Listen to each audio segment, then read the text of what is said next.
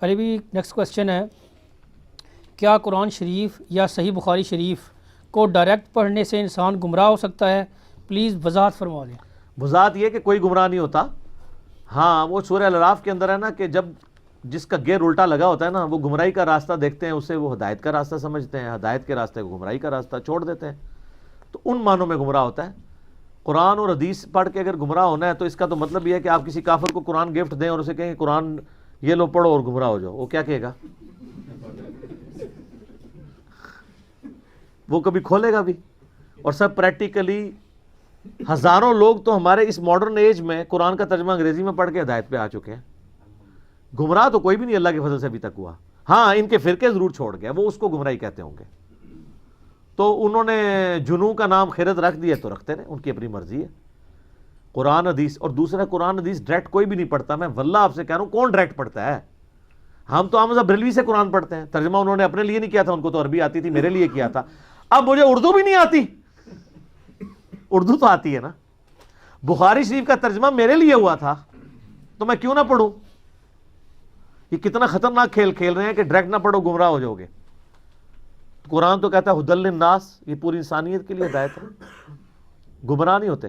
اور اس میں یہ پلی لیتے ہیں وہ یضل بہ کثیرا ویہدی بہ کثیرا، اور کتنی کہانی کرائی وہ بھی آدھی پیش کرتے ہیں. کہتے ہیں قرآن میں لکھا ہے قرآن پڑھ کے لوگ گمراہ ہو جائیں گے، قرآن پڑھ کے ہدایت پا جائیں گے.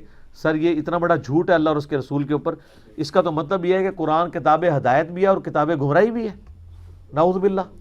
نہیں، اس کو ہے ہدی للناس وبینات من الہدی والفرقان، سورۃ البقرہ میں ہے.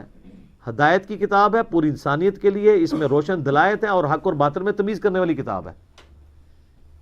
اور یہ آپ پیچھے سے پڑھیں، کافروں نے اعتراض کیا تھا کہ اللہ کی کتاب ہے اور اس میں مثالیں آ رہی ہیں مکڑی کی، مکھی کی.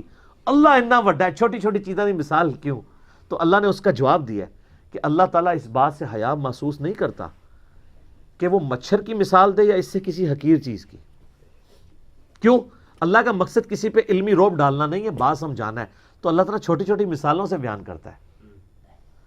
کافروں کے ایمان کو مکڑی کے جالے سے تشبیہ دی سورۃ العنکبوت میں، تاکہ سمجھ آ جائے جس طرح مکڑی کا جالا ایک جھاڑو سے سارا پھر جاتا ہے، تمہارے ایمان کی اوقات بھی یہ ہے. تو اللہ نے فرمایا ہم یہ اس لیے کر رہے ہیں، اور اس طرح کی مثالوں سے ہم بہت سو کو گمراہ کر دیتے ہیں اور بہت سے لوگوں کو ہدایت دے دیتے ہیں.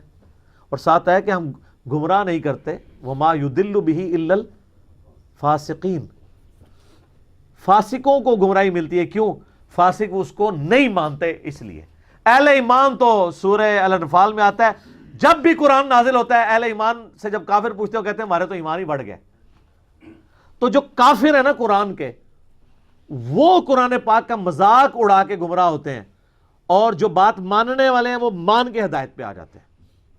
جب قرآن اتنا کھول کھول کے بیان کرتا ہے باتیں، حضرت ابراہیم کا جو واقعہ آتا ہے سورہ انبیاء میں، سارے بتوں کی انہوں نے توڑ کے کلاڑا بڑے بت پہ رکھ دیا نا. اس سے کوئی بہتر طریقہ تھا کہ وہ ان پاگلوں کو، بے وقوفوں کو یہ بات سمجھا سکتے کہ یہ تمہارے الہ ہیں جو اپنی حفاظت بھی نہیں کر سکے. اس کے بعد بھی اگر کسی کو نہ سمجھ آئے تو اپنی عقل کا ہی ماتم کرے نا. تو انہوں نے اس طریقے سے بات سمجھائی نا، لیکن لوگوں نے کیا مان لی؟ گمراہی ہوئے نا مزید. بس اس طرح یہ بھی گمراہ ہوتے ہیں. ایاک نعبد و ایاک نستعین پڑھتے ہیں، کہتے ہیں نہیں اس سے گمراہ ہو سکتا ہے بندہ، ہم تو یا علی مدد کہتے ہیں کہ میں گمراہ ہی نہ ہو جاؤں. یہ اس طرح کے گمراہ ہو رہے ہوتے ہیں. تو سر قرآن سے کوئی نہیں گمراہ ہوتا، جو نہیں ماننا چاہتا وہ گمراہ ہوتا ہے. وہ جی قرآن میں آیا وہ گدوں کی مثال ہے جن پہ کتابیں لدی ہوئی ہیں. وہ تہاڈی مثال ہے سرکار، وہ شیشے ویکھی جے کدے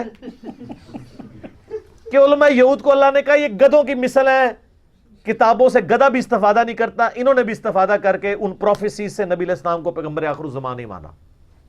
جو کتابوں کو مان لے، ان پہ ایمان لے آئے، کتابوں کو بھی مانے کتابوں کی بھی مانے، وہ گمراہ نہیں ہوتا. جو کتابوں کو ماننے سے انکار کرتے وہ گمراہ ہوتا ہے.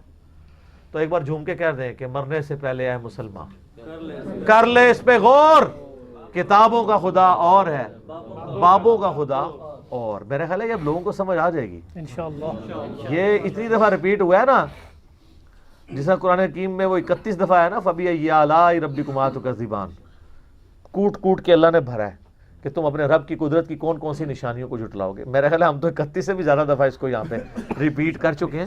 تو آندہ میری بھائیوں سے ریکویسٹ ہے کہ جب کبھی بھی آپ نے کسی پہ غصہ نکالنا ہو نا، پہلے نمبر پہ یہ شعر لکھا کریں، تاکہ پہلے وہ طارق جمیل صاحب سے میں نے کہا کہ آپ پرائم منسٹر سے ملے ہیں تو کبھی ان کو یہ کہا کریں جو کچھ غلط ایکٹیویٹیز ہو رہی ہیں ملک میں.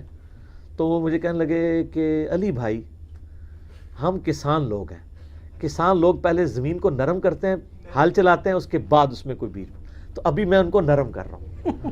تو اس طریقے سے آپ بھی ذرا ان کو نرم کرنے کے لیے پہلا شعر لکھا کریں کہ مرنے سے پہلے اے پیارے پیارے مسلمان، میٹھے میٹھے اسلامی بھائی، کر لے اس پہ غور، کتابوں کا خدا اور ہے، بابوں کا خدا اور میرے بھائی جب تم یہ غور کرو گے تو پھر تم جھوم کے کہو گے کہ نہ میں وہابی، نہ میں بھابی، میں ہوں مسلم علمی کتابی. پھر یہ ان کو دوسرے والا جو شعر ہے یہ ہضم ہو جائے گا، ویسے بڑا کوڑا جے، سمجھ آ جائے گی. سمجھ بھی آ جائے گی ان کو. ٹھیک ہو گیا جی. جناب